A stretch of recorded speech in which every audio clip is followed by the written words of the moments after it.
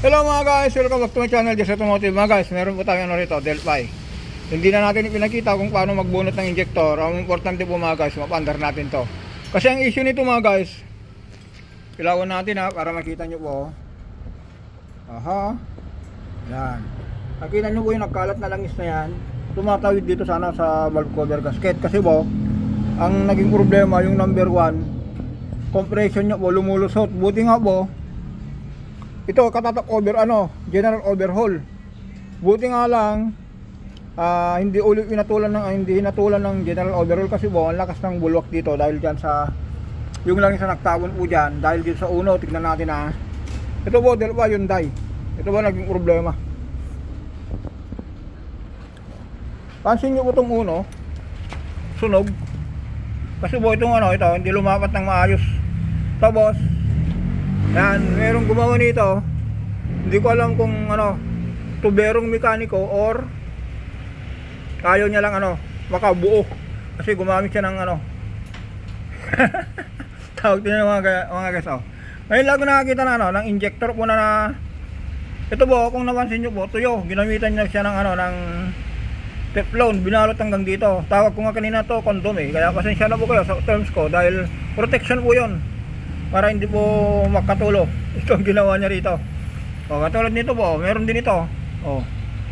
Sir, hawakan mo nga muna to. Tanggalin natin yung yung protection niya. Hawakan mo muna to. Ganyan lang. Kasi ginamitan niya na ito, binagbabawal na technique.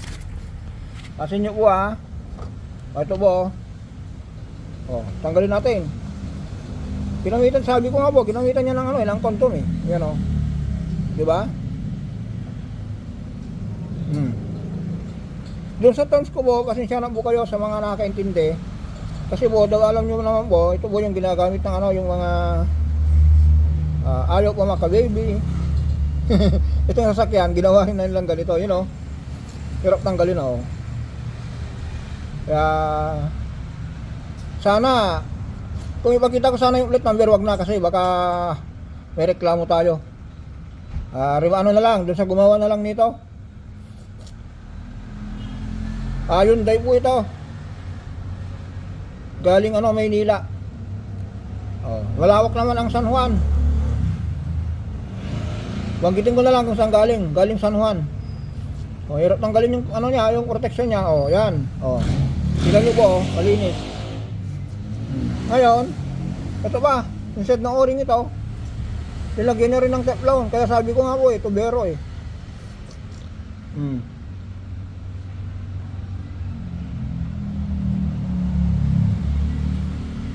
Aba.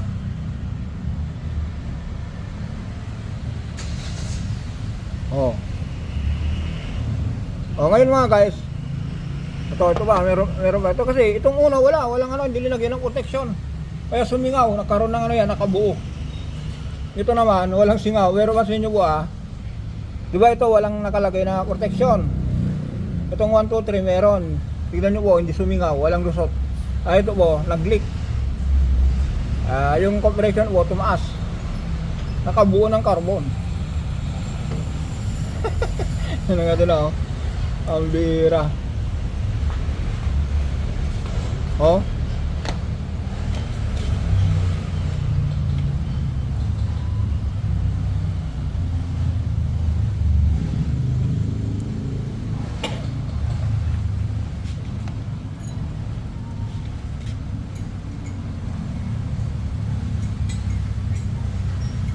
Ang lang natin dito, kung mapandar natin kasi mga guys, maraming tumatawag sa akin nito.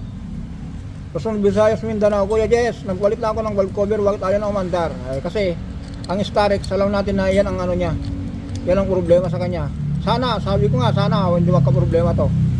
Kung magka-problema to, nako, dagdag gastos to, injector. Tatanggalin natin yung mga washer kasi may bago.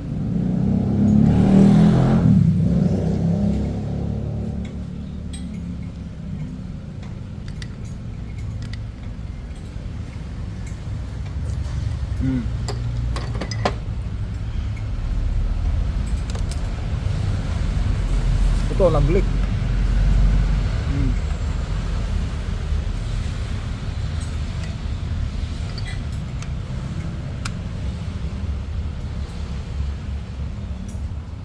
Okay? Yan. Ulitin natin mga guys. Kaya po nagkaroon ng ano to, ng carbon deposit dahil dito sa ano, sa number 1 hindi nakatalapat ng maayos kasi po hindi nilagyan ng proteksyon. Kaya yung tubero po, yung mekanikong tubero, parang okay naman yung ginawa mo, kaya lang comment na lang po kung tama ba yung ginawa yung unang gumawa nito kung linagyan ng Teflon. Ang tawag ko po dito, mekanikong tubero. Okay, mamaya under tayo rito. Ayan mga guys, sabi ko kanina magpa-under tayo pero hindi, dahil ano, andito na yung pyesa original. Yan. Napalinis din natin, tawag dito, napakambarsa natin, linisin natin yung carbon, wala nang carbon yung apat. Tapos mga guys, ay ito yung mga lumang ano. Yan. Tapos lagyan natin ng washer. Yan. Tapos mga guys, yung malakas na ano, natakas, kung pansinin nyo po yung bago mataas, hindi po pantay dun sa stopper nya. Yan, itong luma po, kung pansinin nyo yung luma, yun o, pantay na po yan. Kahit may split po yung tornilyo, kung ito po pantay na po, yung compression po dito sa ibabaw, lumulusot dito sa valve cover gasket, kaya nagkaroon po ng tagas. Yun o, ito po, yan, tinanggal natin kasi yung ano, yung bago. Ito po yung differential nya po, pantay na rito. Tanggalin natin ha. Yan, lagay natin. Yan, ito malayo. Meron pong pagitan na 1 mm. Yan. Yan. Kung ipitan nyo na po ito, tama na po yan, lalapat na po yan. Ito po kasi kahit may ipit yung mga tornilyo dito, kung ito po maluwag na, mababa na po siya, lusot yung compression dito. Kasi mayroon pong umiikot dito na hangin sa ibabaw. Tapos bukod dun sa hangin na malakas sa ibabaw, sinabayan parang ano, injector na isa, singaw doon sa uno. Kaya malakas po yung ano, yung blow by niya. Ayan, mamaya sabi ko, andar na tayo rito. Ayan, ikabit na yung valve cover gasket. Ano? Ngayon, ang isusunod natin dito mga guys, yung injector na. Ito. Pero bago natin ano to, ilagay yung injector, itong bago, huwag natin lagyan ng Teflon, kundi ang nilalagay ko lang dito mga guys para hindi malaglag. Kasi kaya yung mga iba linalagyan nila ng Teflon, ginagawa nilang Teflon, ginagawa nila ng pangtali para hindi malaglag. Ngayon ang gagawin lang natin dito, grasa lang. Dikitan mo lang ng grasa ng ganyan, oh. Hindi na malalaglag yan. Okay, yun lang po, lagyan natin ng grasa yan. Mamaya mag-bleed na tayo nito. Ayan mga guys, kung mapansin nyo ba, wala pang nakasaksak po dito. Mag-bleed lang muna tayo. Mag-redondo lang muna tayo. Sige sir.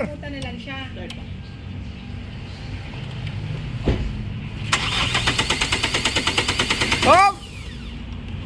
Yan, magpasingaw muna tayo.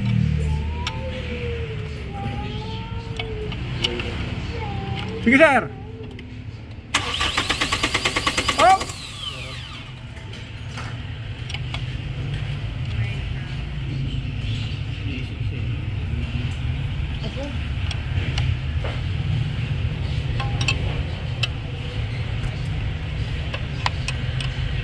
Sige sir. Oh!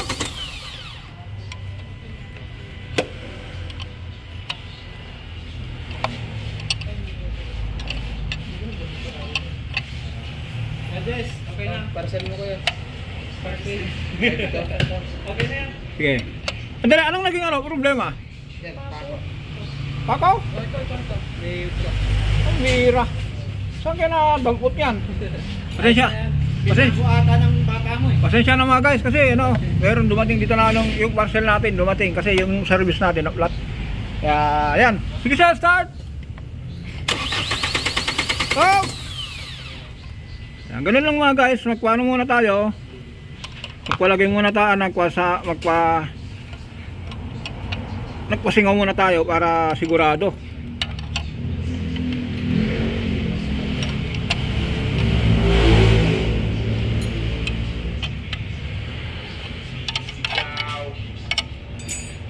Sige sir, 5 seconds. Start. Stop.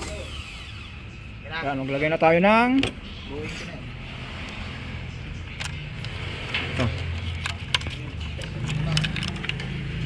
ito po, meron pong ano, hinalang po niyan.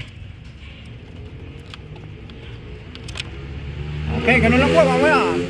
Start na tayo nito. Lagay lang muna natin yung mga socket. Ayan, nilagay na natin yung ano, yung mga socket. Kaya start na tayo. Sige sir, start!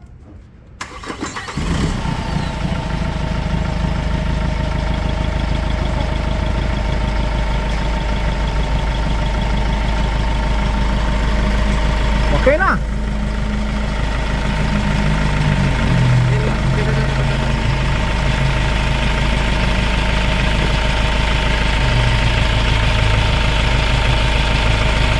Lagyan mo na. Habang umandar. Ganun lang po mga guys. Yan. Yun lang mga guys. Ang ginawa natin dito, linagay muna natin yung mga pipe. Saka natin tinanggal muna yung ano, yung wire. Nagpa-start tayo, nagpalabas tayo ng diesel. Saka tayo, nung ano po, napalabas na lahat yung ano, yung apat. Ganun na po. Kaya hanggang dito na lang po tayo. Bye bye.